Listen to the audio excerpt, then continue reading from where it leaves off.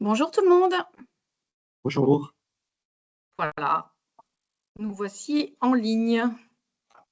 Alors, nous allons attendre quelques instants que tout le monde puisse nous rejoindre.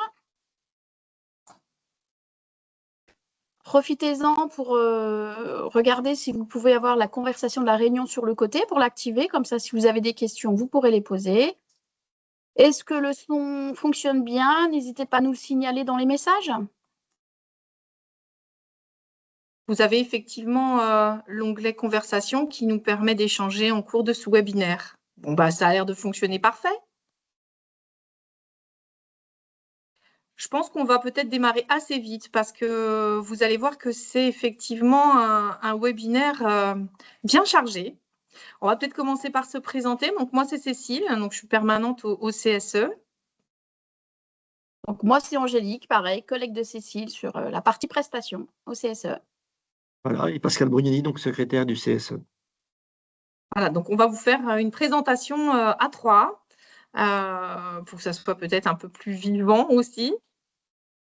Je vais peut-être commencer par lancer la présentation.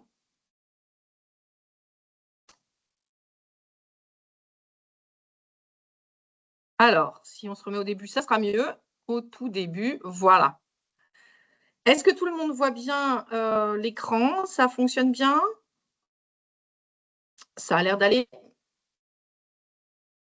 Donc, on est réunis aujourd'hui pour parler des justificatifs, donc de vos factures pour obtenir des aides vacances et loisirs. Effectivement, c'est quand même un des problèmes particuliers qu'on peut rencontrer quand vous demandez des aides du CSE. Donc, l'objectif, c'est de vous expliquer comment ça fonctionne et surtout quelles sont les règles que le CSE est obligé de respecter et qui peuvent impacter justement sur vos justificatifs. On va commencer dans un premier temps sur les liens entre le CSE et l'URSSAF pour vous expliquer un petit peu quels sont les rôles de chacun et puis également les règles du coup qui s'appliquent à ces aides. On en déduira donc justement quelles sont les infos indispensables sur les factures et puis on verra les 6 causes principales de refus et les exclusions, c'est-à-dire vraiment les activités ou le type de factures qui ne sont pas pris en charge par le CSE. Alors, ne vous inquiétez pas, à la fin du webinaire, vous aurez ce guide, enfin ce document, le support qui vous sera envoyé par mail. Le replay sera également disponible sur YouTube. Et puis, vous aurez aussi, alors pour tout ce qui est questions, on a conservé un petit temps à la fin pour pouvoir discuter ensemble sur des questions qui seraient relatives à ce sujet des factures. Et si c'est des questions véritablement sur des cas très personnels ou très particuliers, on prendra du temps pour vous recontacter individuellement ensuite. Alors, pour commencer, on va commencer par une question. À votre avis, combien de factures le CSE a-t-il traité en 2025 pour les aides vacances et loisirs? Est-ce que vous avez une petite idée de ce que ça peut représenter? Alors, je ne sais pas si vous avez la possibilité de nous répondre. Ah, 45 000, je vois déjà.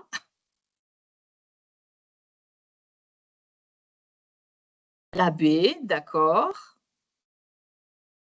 Eh bien, écoutez, je pense qu'on va faire la découverte. Angélique, quelle serait la réponse selon toi? Alors, effectivement, 2 personnes ont trouvé. Donc, on a traité à peu près 13 800 factures pour les aides 2025. Alors, dans ces 13 800 factures, on a malheureusement dû refuser 2 794 factures. Et donc, notre objectif, effectivement, de ce webinaire, c'est de mieux faire connaître les raisons de tous ces refus et surtout ce que l'on aimerait bien, c'est éviter de refuser des factures et c'est tout ça qu'on va vous expliquer. Dans un premier temps, il est important que nous puissions revenir sur ce qu'est le CSE et ses obligations vis-à-vis de l'URSSAF. Et là, je laisse le soin à Pascal Brugnoni, secrétaire, de nous expliquer un petit peu tout ça. Alors, donc, l'URSSAF, déjà, qu'est-ce que ça veut dire l'URSSAF? Alors, l'URSSAF, ça veut dire Union de recouvrement des cotisations prestations de sécurité sociale et d'allocation familiale. Donc, ça veut dire, en fait, donc le gouvernement récupère de l'argent de façon à alimenter les caisses de sécurité sociale et d'allocation familiale. Et ça veut dire que chaque employeur cotise à l'URSSAF. Et l'URSSAF a des règles et il émet un guide chaque année qui est consultable par tous, qui rappelle ce que sont les règles de l'URSSAF et ce qu'il faut respecter. Voilà. Et au niveau Stellantis, comment ça marche? Donc, l'employeur va nous verser une subvention. Cette subvention, on la touche chaque mois. Hein. Donc, ça va représenter 1,37% de la masse salariale. Et puis, nous, CSE, notre rôle, c'est de redistribuer aux salariés, sous forme d'aide et de prestations, le maximum ou à l'ensemble des salariés qui en font la demande, avec forcément des pièces justificatives.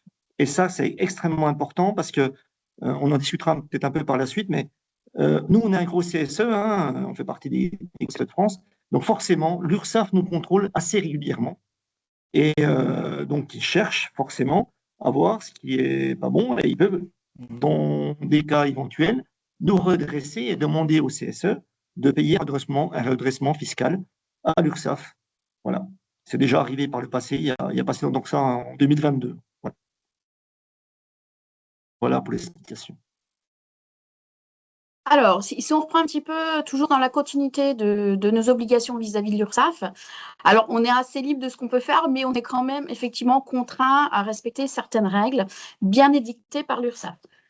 Donc, pour être exonéré de cotisation, le CSE doit faire attention à certains principes et donc doit respecter, on va dire, quatre choses importantes.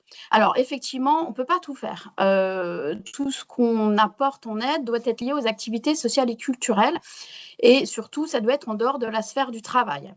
Donc, ça concerne les vacances, les loisirs, la culture, certains événements.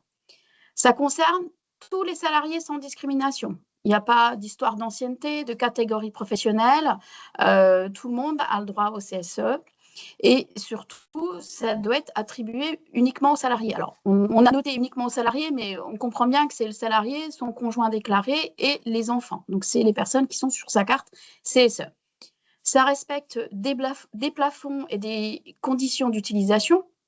Effectivement, un bon d'achat doit être en rapport avec un événement. Si on prend par exemple la rentrée scolaire, vous ne pouvez pas aller acheter un séjour, par exemple. Et donc, ça doit être attribué selon un règlement écrit. D'où, effectivement, les règles d'un côté URSSAF et un règlement qui a été mis en place aussi par le CSE. Et ça doit être également attribué sur justificatif de paiement nominatif.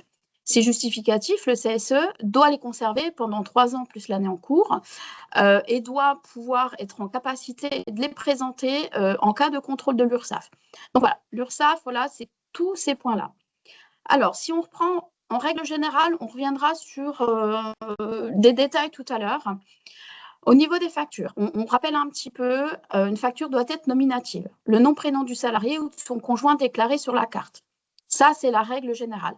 Après, vous avez le cas des factures de loisirs. Par exemple, pour les enfants, votre enfant fait du sport. On n'a pas forcément tous les noms. On n'a pas tout le temps le nom, prénom du salarié et le nom, prénom de l'enfant. Donc, nous, ce qui prime, c'est le nom, prénom de l'enfant. Voilà. Ensuite, la facture doit être acquittée. Donc, le règlement doit être complet. Vous ne pouvez pas déposer une demande si c'est un acompte seulement qui a été versé. Comme vous ne pouvez pas demander un remboursement au CSE pour une facture, par exemple, de sport, qui est payée mensuellement par prélèvement. Là, il faut vraiment demander des factures après les prélèvements. La facture doit être rédigée en français. Parce qu'effectivement, au niveau de l'URSSAF, certes, chez Stellantis, beaucoup parlent anglais, mais l'URSSAF est un organe en France et donc estime que toutes les factures doivent être en français. Il faut que la nature de l'activité soit précisée et surtout, on a besoin d'avoir des informations sur les dates ou la période concernée par les activités ou les vacances. Voilà sur les règles générales. Voilà. Alors, donc, que se passe-t-il si jamais on est en dehors des clous? Donc, l'URSSAF, quand ils viennent, ils épluchent donc les comptes. S'il y a un non-respect, En fait, c'est l'ensemble des aides versées pour la prestation concernée qui n'est plus exonérée de cotisations sociales. Et donc, on a un redressement financier qui correspond en général aux cotisations sociales de cette aide-là. Et on nous demande une remise en conformité. Ça veut dire que c'est possible, soit il faut arrêter ou soit il faut payer à chaque fois les cotisations pour cette aide-là. Et le redressement peut être rétroactif sur 3 années. Donc forcément, ça fait déjà des belles sommes à donner, quoi. Et donc, ce constat-là, quand il est réalisé, forcément, Stellantis se retourne vers le CSE et c'est le CSE qui va financer ce redressement. Voilà. Donc c'est assez simple, hein. On paye en fait un redressement sur l'exonération qui est en cours du point. Alors, merci Pascal. On va donc justement rentrer un peu plus dans le détail sur les raisons pour lesquelles les factures sont refusées. Donc, un des premiers sujets, et c'est peut-être le numéro 1, c'est des informations manquantes ou imprécises sur l'activité qui est concernée. Notamment, par exemple, pour les vacances, les dates ne sont pas précisées ou il manque, par exemple, la date du retour. Car on rappelle, il faut un aller-retour obligatoire quand il s'agit d'un transport seul. Pour les loisirs, ce qui nous arrive très souvent, c'est qu'il est précisé, alors soit rien du tout, soit il est mis pour la saison, mais on ne sait pas quelle saison. Et il nous est nécessaire, par exemple, de savoir que c'est pour la saison 2025-2026. Dernier point concernant les infos sur l'activité, c'est lorsque vous saisissez une demande en ligne et que les dates qui sont remplies sont différentes de celles qui apparaissent sur le justificatif. Et donc, dans ce cas-là, on demande des précisions et la facture est refusée pour refaire un dossier correct. Deuxième point, des erreurs de dépôt ou de délai plus que de procédure. Par exemple, justement, quand vous déposez votre facture, un mélange entre les vacances et les loisirs. Alors, ça arrive beaucoup plus sur les aides jeunes. C'est vrai qu'il y a un grand choix et du coup, des fois, on ne sait pas trop sur lequel il faut déposer. Par exemple, si vous faites une activité toute l'année, votre enfant fait des activités toute l'année, équitation, il fait des séances tous les mercredis, c'est à déposer dans l'aide de loisirs. Mais si par exemple il fait une journée spécifique ou une semaine spécifique, c'est considéré comme un stage et donc c'est à déposer dans les vacances. Alors, si je me permets juste oui. Un petit message sur les erreurs de catégorie, parce qu'effectivement, on a déjà échangé avec des salariés. Pourquoi on ne modifie pas et qu'on remet, nous, CSE, dans la bonne catégorie? Tout simplement parce que si on le fait, le salarié ne verra rien. Il ne saura pas qu'il s'est trompé de catégorie, etc. Donc, on préfère nous refuser le dossier, expliquer que ce n'est pas dans la bonne rubrique, on reprécise où il doit être déposé. Et c'est nettement plus simple et comme ça, à l'avenir, le salarié pourra vraiment déposer ce type de facture dans la bonne catégorie. Merci Angélique. Alors, il y a également une règle, c'est une demande en ligne, c'est une facture. Alors, c'est vrai qu'il y a quelques petites précisions. Par exemple, vous avez plusieurs concerts sur la même facture, eh bien, ça fera l'objet d'une demande par concert. Donc voilà, il peut arriver qu'on ait plusieurs factures groupées dans la même demande et donc il nous faut une demande par facture. Ça concerne aussi les centres aérés. Hors délai, alors voilà, ça c'est une des raisons principales aussi assez courantes de refus. On va prendre un cas, par exemple, vous avez acheté un concert qui a eu lieu là en mars 2026, mais vous l'avez payé en 2025. Alors, c'est pas Céline Dion, mais voilà. Donc, pour expliquer, les activités 2025, elles ont été remboursées jusqu'au 31 janvier de cette année. Celles de 2026 ont démarré en février et elles vont être remboursées jusqu'en janvier 2027. Donc, si on reprend le cas de notre concert, si vous l'avez, on va se remettre où il faut. Voilà. Si vous l'avez bien payé en 2025, mais vous le déposez là, on ne peut pas vous le prendre en compte puisque votre concert a lieu uniquement en mars. Vous le déposez en 2026, mais en janvier, c'est toujours trop tôt puisque les aides 2026 sont ouvertes uniquement en février.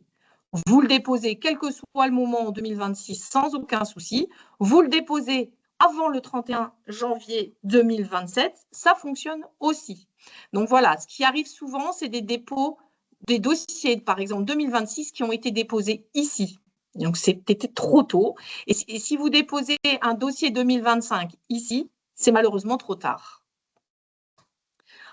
Autre sujet, les justificatifs financiers. On a vu qu'effectivement, il était obligatoire d'avoir une facture acquittée. Donc, si effectivement, sur le justificatif qui est fourni, il n'est pas précisé que le paiement a été total, on ne peut pas le prendre en compte. Par exemple, l'avis des sommes à payer.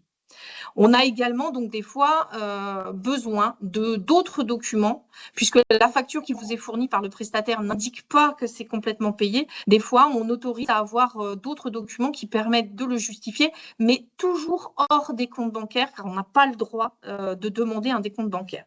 Ce n'est pas autorisé. Autre sujet, les documents non exploitables. Bon, c'est assez clair. Facture illisible, document qui n'est pas en entier quand vous prenez en photo, et justement les captures d'écran qui, elles, ne sont pas suffisantes non plus.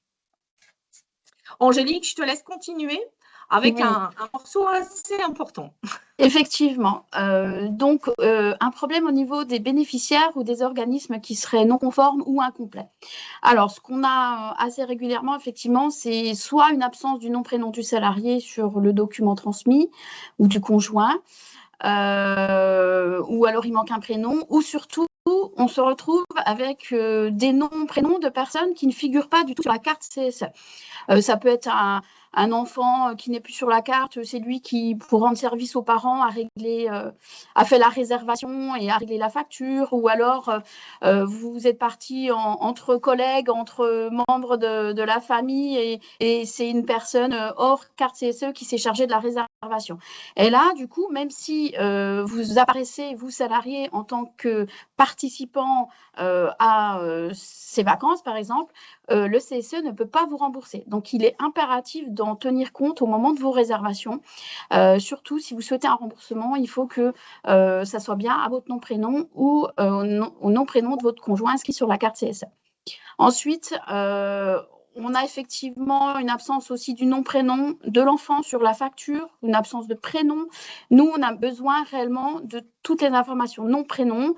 On a aussi des fois des soucis d'orthographe sur les noms. Alors, c'est pareil pour les adultes, hein, sur les noms de famille ou les prénoms. Et des fois, ça peut tout changer. Donc, nous, pour être sûr au niveau de ce qu'on valide, on vous redemandera une mise à jour là-dessus. Et on met également échange d'enfants. Alors, c'est un peu particulier ce terme-là. C'est-à-dire que vous avez pu vous tromper. Vous pensiez déposer le dossier sur Chloé et en fait, vous l'avez déposé sur Marc. C'est effectivement juste une permutation d'enfants. Ou des fois, c'est parce que vous avez un enfant qui est âgé de plus de l'âge limite pour les remboursements. Et du coup, vous ne le trouvez pas dans la liste des enfants possibles, c'est normal. Et du coup, vous le déposez sur un autre enfant, mais ce n'est pas possible. S'il n'apparaît pas dans la liste, c'est qu'il n'a plus de droit ouvert sur les remboursements aux vacances loisirs. Ensuite, nous avons effectivement des coordonnées de l'organisme incomplètes ou absentes. Souvent, c'est des factures de loisirs dans les petites organisations, les petites associations. On n'a pas forcément une en-tête, on n'a pas forcément un tampon, une signature, on a juste un document simple qui nous paraît justement trop simple, entre guillemets. Et là, on vous redemande des précisions. Et effectivement, pour les vacances, comme vous expliquait Cécile, on a certaines factures qui nécessitent un complément avec un mail de confirmation. On a par exemple un organisme, vous passez bien par le site internet, vous faites la réservation, vous recevez un mail de l'organisme référencé du CSE. Par contre, la facture, c'est une facture du camping que vous avez réservé par cet organisme. Donc là, ça nécessite un complément. Et là, le dernier point, organisme hors critères. Effectivement, vous savez que pour les vacances famille, il y a une liste qui a été mise en place d'une quarantaine de prestataires vacances pour lesquels vous êtes obligé de passer par eux pour obtenir un remboursement. Donc, c'est tout ce qui est séjour, hôtel, camping, etc. On rappelle juste au passage que tout ce qui est transport, vous prenez par n'importe quel organisme. Voilà sur les gros refus sur cette partie-là, on va dire. Alors, cas particulier, ça concerne quand même quelques salariés, puisqu'on a des salariés qui sont en couple ou qui sont parents, les parents travaillent les deux sur le site. Alors, sachez que vous avez deux possibilités au choix. quand vous déposez votre demande de remboursement, de toute façon, vous avez un endroit où vous devez sélectionner ce que vous souhaitez faire. Et donc, vous vous engagez, on va dire. Soit la facture que vous avez, vous la déclarez sur un seul salarié ou sur un seul parent. Et l'aide est apportée en totalité sur la totalité de la facture, dans la limite de nos règles, 70%, etc. etc. Soit chaque salarié demande une aide sur la même facture. Ça, c'est possible. La seule chose, c'est que la facture, le montant doit être divisé par 2. Et l'aide sera effectivement apportée pour chacun sur 50% du montant. Alors, pourquoi on est obligé de faire comme ça? Tout simplement parce que si on additionne les aides, le total ne doit pas dépasser le montant que vous avez payé de cette facture. D'où cette règle qui existe et qui, effectivement, doit être respectée pour chacun.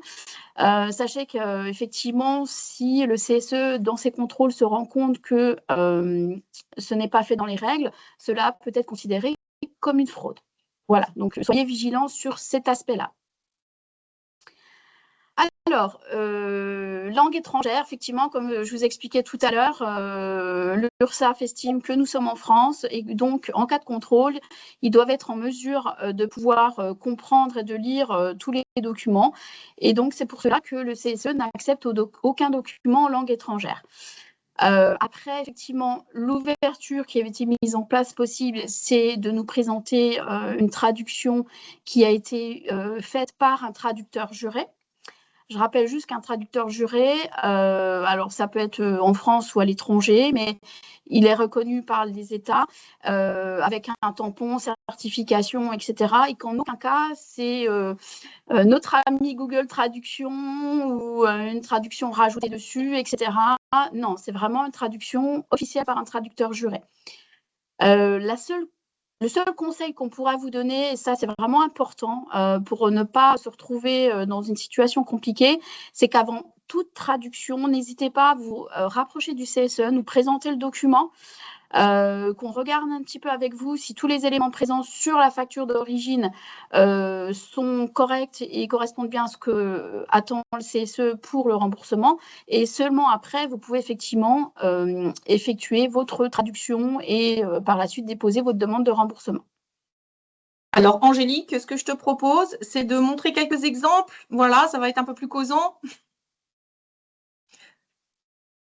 Alors, effectivement, là, on a l'exemple des captures d'écran. Alors, la première, bon, très visible, effectivement, là, c'est quelqu'un qui a pris la facture en photo sur le téléphone directement, voilà. Et l'autre, c'est un autre type de capture d'écran, mais c'est juste pour vous expliquer qu'au niveau des captures d'écran, nous, ce n'est pas possible. L'URSSAF demande quand même des documents officiels, une facture, un reçu, peu importe le nom, du moment où tous les éléments qu'on vous a donnés auparavant sont présents sur ce document. Sauf que là, des captures, des fois, on n'a pas le nom, des fois, on est obligé d'avoir 10 captures et du coup, ce n'est pas possible. Donc, c'est vraiment un document bonne et due forme, peu importe l'intitulé qu'il peut avoir. On en profite également, Cécile, parce que sur la première photo, c'est un reçu Airbnb.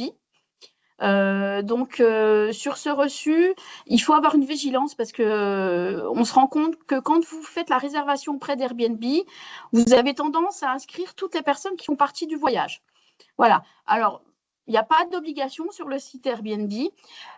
Entre nous, on vous conseille de vous mettre vous et le conjoint, s'il est déclaré sur la carte, tout simplement parce que si on se retrouve avec des personnes en tant que participants qui ne sont pas sur votre carte, on va vous bloquer et on va vous refuser le remboursement de cette facture-là.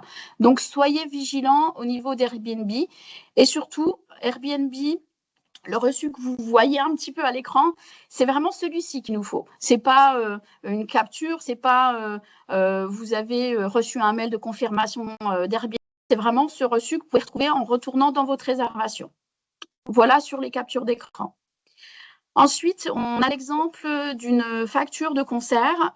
Et donc là, effectivement, on se retrouve avec 2 concerts différents, mais pas de date. Donc, on ne sait pas, on sait quand la commande a été passée, mais on ne sait pas sur quelle année on est censé rembourser ces concerts. Et c'est là où on va vous demander effectivement un complément d'information en nous rajoutant les billets que vous avez reçus par mail. Et également, du coup, 2 concerts de dates différentes. Voilà, donc faire bien 2 demandes différentes. Voilà. Alors, à côté, on se retrouve avec un avis des sommes à payer. Effectivement, c'est souvent tout ce qui est lié aux associations de ville, style la musique, les conservatoires, etc. Et également les francas. Et souvent, c'est le document qui vous indique que vous devez payer telle somme avant telle date. Trop souvent, on a ce document-là dans les demandes. Donc, nous, c'est un document qui n'est pas acquitté. Donc, soit sur les documents, vous avez après des confirmations que la facture a été réglée. Tout dépend encore une fois si sur l'avis des sommes à payer, tout apparaît correctement, parce que ce n'est pas forcément le cas. Mais encore une fois, il faut vraiment qu'on ait un justificatif complémentaire ou un autre document pour s'assurer que la facture est bien payée en totalité. Dernier exemple. Voilà, donc effectivement, on a cette attestation, vous voyez, c'est ce qu'on vous disait tout à l'heure au niveau de l'organisme. Plus simple comme facture, c'est pas possible, on va dire. Mais c'est justement trop compliqué. Vous voyez, on n'a pas de logo, on n'a pas de tampon, on a une signature, certes, mais on n'a rien sur les coordonnées non plus, on ne sait pas à quelle adresse, etc. Donc, il nous arrive de refuser des factures à cause de manque d'informations. Et vous avez à côté un document. Alors, on refuse régulièrement des factures parce qu'elles sont illisibles. Des fois, en zoomant, on arrive à avoir les infos, mais ce n'est pas forcément le cas tout le temps. Donc, vous voyez, Cécile nous a fait tu nous as grossi un petit peu pour montrer qu'effectivement, même. Voilà, tu as essayé, même en grossissant le document, on ne voit pas grand-chose. Donc, même avec la meilleure vue possible, voilà, on est obligé quand même de refuser et de vous redemander de déposer quelque chose d'autre. Alors, j'en profite, Cécile, excuse-moi, on est encore sur une autre facture, c'est EasyJet, puisqu'on a rencontré le problème depuis l'année dernière. EasyJet, habituellement, vous nous donniez ce document-là. Donc, c'est facile à avoir, etc. Et vous voyez où Cécile a mis le petit carré orange, là, on a caché le nom, etc. Eh bien, il se peut qu'on le refuse tout simplement parce qu'EasyJet, on ne comprend pas. Des fois, il y a bien le nom qui apparaît du client au-dessus dans le carré orange et des fois, il n'y a rien du tout. Donc, si on a bien le nom, il n'y a pas de souci, on peut passer la facture. Par contre, en cas d'absence du nom, on va vous demander un autre document que vous pouvez retrouver aussi dans votre espace EasyJet. Et voilà, en tout cas, si on vient vous refuser la facture, on vous explique la procédure pour aller retrouver l'autre document à remettre en ligne pour obtenir le remboursement. Là, je crois, Cécile, qu'on a fait un petit peu le tour de quelques exemples. C'était intéressant de le faire, du coup. D'accord. Alors, je vais aller très vite pour vous expliquer en fait vraiment les exclusions, c'est-à-dire les activités pour lesquelles le CSE ne peut pas apporter aujourd'hui d'aide.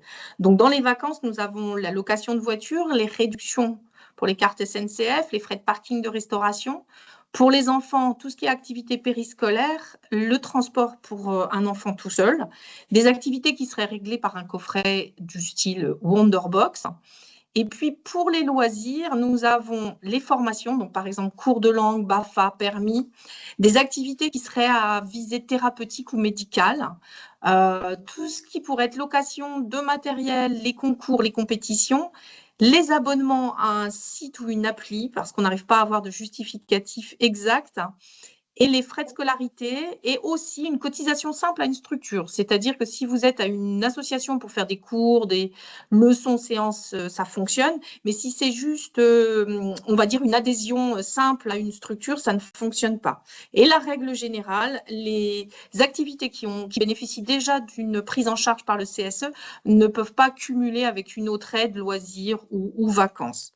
Bon, j'ai été volontairement assez vite pour laisser le mot de la fin à Pascal, parce que nous avons dit beaucoup de refus, de non. Et voilà, je te laisse finir, Pascal, pour dire qu'on ne dit pas toujours non, en fait. Non, c'est vrai. Alors donc, notre objectif, forcément, c'est de faciliter vos aides, hein, ce qui est logique. Et on voit bien que par rapport à l'URSSAF, c'est quand même très encadré, quoi. Par contre, nous, on est là pour trouver des solutions, donc il ne faut pas hésiter. Si vous avez des problèmes à nous contacter, si vous avez des infos à nous donner, tout ça, faut nous contacter. Nous, on est prêts à regarder tous les sujets. On a un dialogue constant avec l'URSSAF, c'est-à-dire qu'en fait, on fait ce qu'on appelle un rescrit. Donc, on communique avec l'URSSAF, hein, on écrit. Et en général, ça prend un peu de temps, mais on a toujours un retour qui nous permet de savoir si c'est correct, si ça rentre dans les clous, si on peut faire ou pas. Voilà.